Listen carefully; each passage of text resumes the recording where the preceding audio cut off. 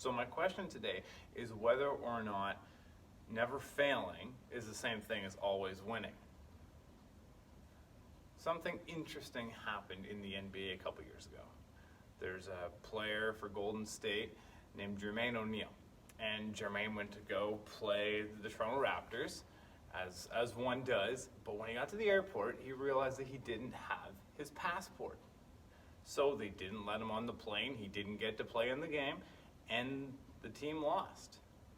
So now the question is, did Jermaine lose that game?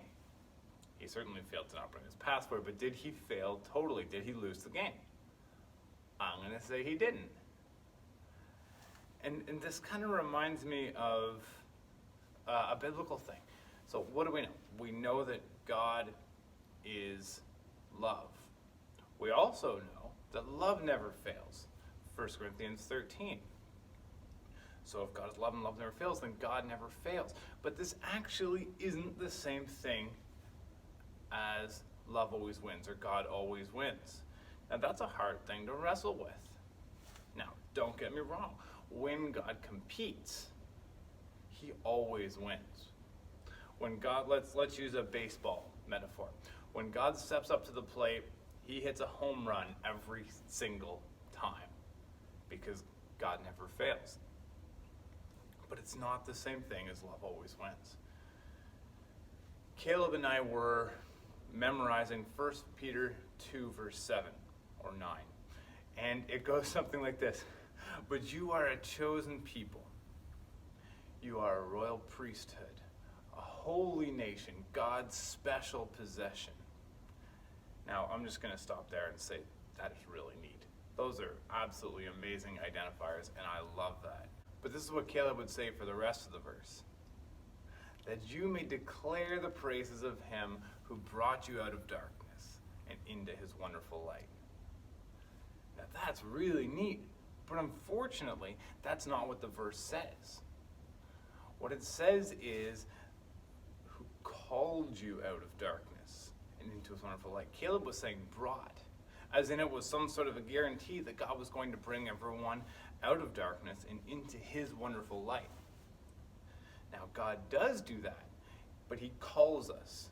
He calls us and invites us to come into this thing, this wonderful, beautiful, amazing thing.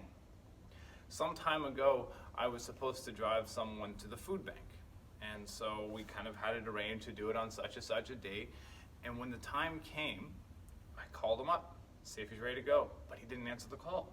So what do? I called again. But the guy didn't pick up. Now, did I fail to bring him to the food bank? No, because I was going to. I wanted to. I had every intention to.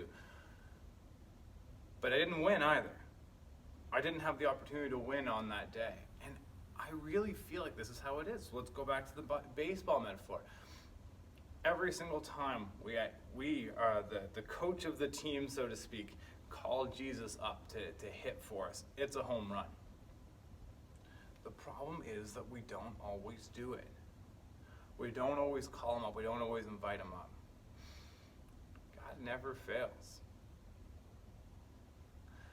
Would you just allow him to fight for you? Like let's even look at this in our emotional lives. Let's look at this in our prayer lives.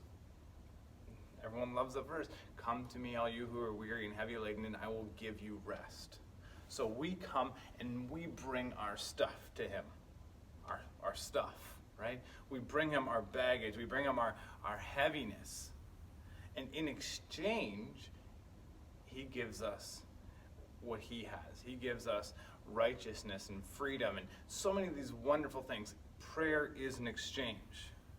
Now, if we come to him when we're heavy laden and we leave the same way, we didn't really pray. We more or less just complained. That's I'll give Bill Johnson courtesy for that thought. Prayer is an exchange. We come away different than when we came, when we allow him to fight for us.